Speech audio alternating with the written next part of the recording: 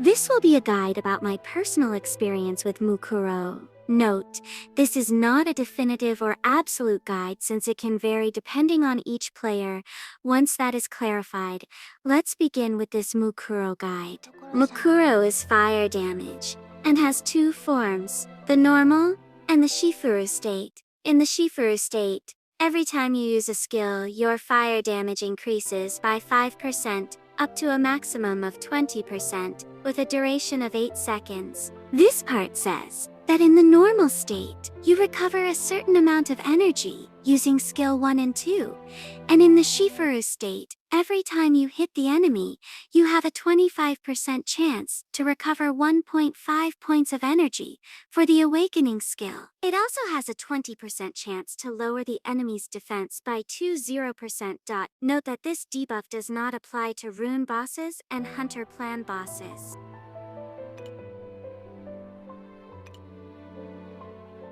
Now let's move on to Mukuro's Sephira. This Sephira increases critical chance by 15%, and when equipped on Mukuro, it increases piercing rate by 15% and increases critical and piercing damage by 40%. This Sephira increases attack by 25%, and when equipped on Mukuro in the Shifuru state, it increases critical and piercing damage by 60%. This last Sephira says fire damage is increased by 15%, and when equipped on Mukuro while entering the Shifuru state, it increases damage by 30% for 10 seconds. When the three Sephiras intertwine, it increases critical rate by 5%, increases attack by 5%, and increases hit rate by 5%. In my case it says 6% because I have 6-star Sephiras. Obtaining the full set of Sephiras grants you this bonus. After dealing damage, each attack increases damage by 5% for 15 seconds, up to a maximum of 8 stacks. Whether you enter or exit Shifuru state with full stacks, the damage boost disappears and you gain 20% fire damage for 15 seconds, up to a maximum of 2 stacks. This is my personal recommendation for the stats you can give the Sephira if they are 6-star Sephira, 7 critical rates, 6 piercing rates, and 2 fire damage or damage versus spirits. If the Sephira are 5-star, my personal recommendation is 6 critical rates, 4 piercing rates, and 2 fire damage or damage versus spirits. The hit rate is recommended if your Mukuro is double S or triple S rank. You can add 1 or 2 hit rates if your Mukuro is of the ranks I mentioned before. As you can see, in my case, my Mukuro is almost at its maximum and it went over 100% critical rate. I have a 159% hit rate and a 71% piercing rate. Now we move on to the skill tree and its passives. This is my personal recommendation for passives. The first passive says, when in the Shifuru state, each time Mukuro deals damage, her own damage will increase by 4%. It lasts for 4 seconds and can stack up to 15 times. The second passive says, each time you deal piercing damage, critical rate increases by 4% and critical damage increases by 6%. It lasts for 5 seconds and can stack up to 5 times. The third passive says, when in the Shifuru state, Mukuro gains super armor and fire damage is increased by 20%. The fourth passive says, increases damage against bosses by 30%. If you have Mukuro Angel at 3 stars, I can recommend this passive until you upgrade to 4 stars. The passive I recommend says, reduces Mukuro defense by 20%, but increases fire damage by 35%. When you get more stars for Mukuro Angel, you can add my personal recommendation for passives.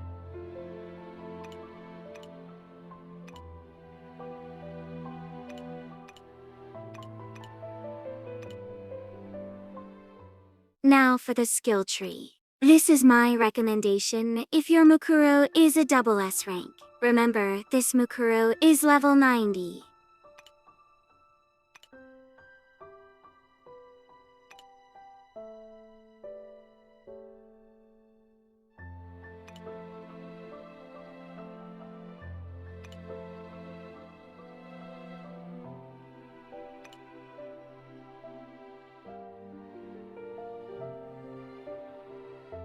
This is my recommendation. If your Mukuro is triple S rank, remember that this Mukuro is level 90.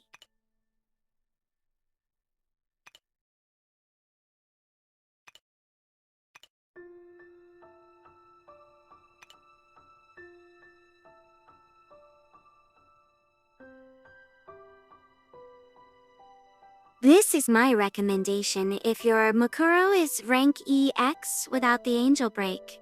Remember that this Mukuro is level 90.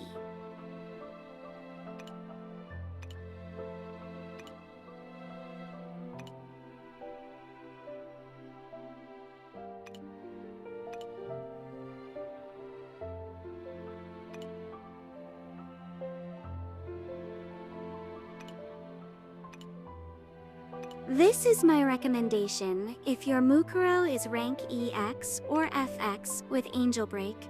Remember that this Mukuro is level 90.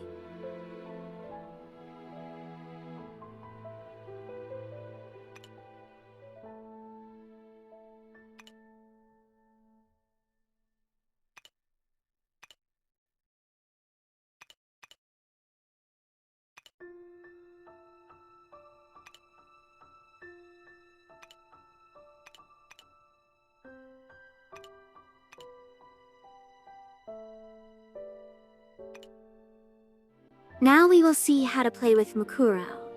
And we will use the skill tree if Mukuro is double S rank, so you can see that almost all of his skills can be used with that rank.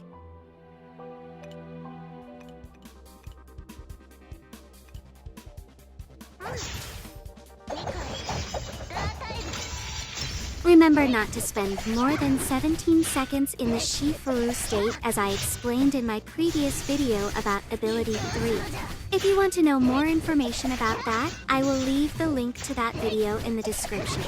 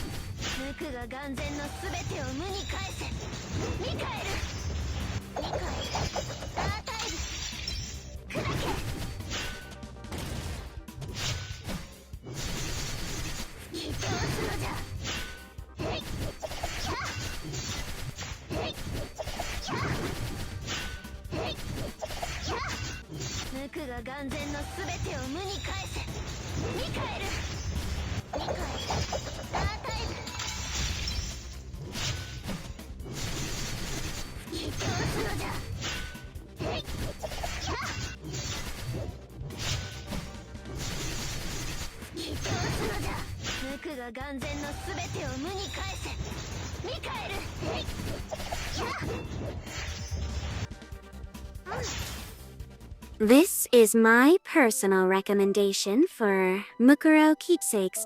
Mukuro exclusive keepsake grants. This passive, it increases fire damage by 7% and increases piercing rate by 5%. On the Chinese server, Mukuro's keepsake can be obtained in 2 ways, from the paid store or from the regular store, with the tickets explained in a previous guide.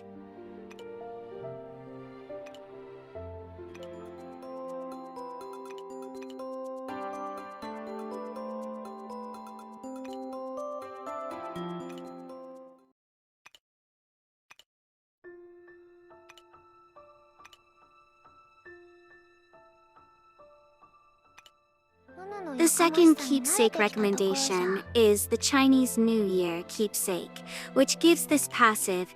It increases fire damage by 5% and critical damage by 10%. If you don't have those keepsakes, you can add whatever you have in your account, but the stats the keepsake gives should be the highest attack it gives.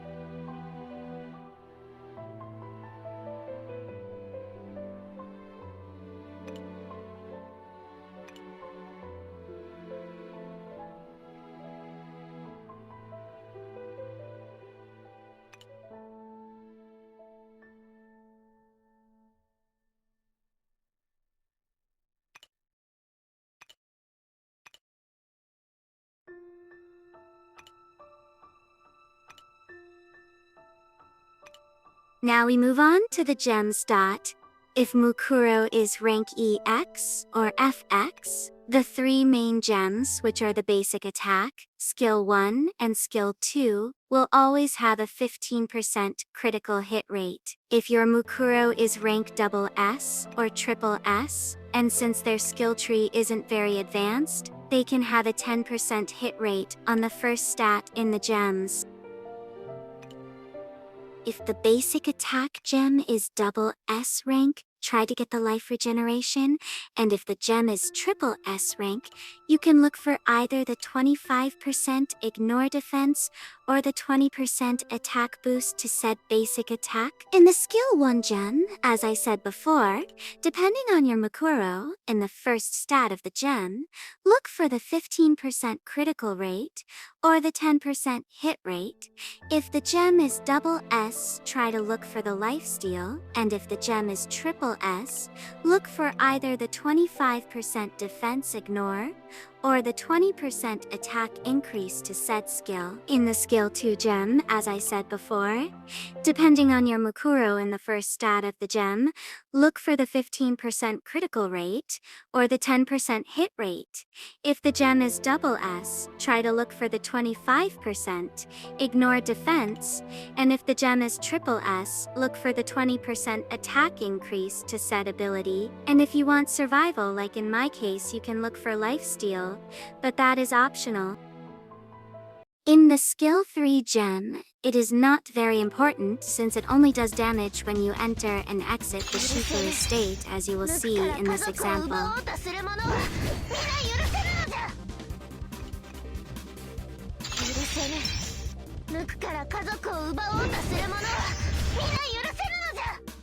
Now, if you want to improve said gem, my personal recommendation is, if the gem is double S rank, look for the one to reduce the skill cooldown, and if the gem is triple S, you can look for the 25% defense. Ignore the 20% attack increase to said skill or the lifesteal. Now, let's move on to pets. I only have 2 recommendations. The first would be to add the cat pet, which reduces enemies' fire resistance. Or the second would be to have a high damage boosting passive, like this jellyfish does for me. The pony's passive, which reduces enemy defense, isn't useful on rune bosses and hunter bosses, but if it's the only 6-star pet you have, you can add it just for the damage boost it offers. With that, we come to the end of the guide. I hope I have been able to help you with this guide.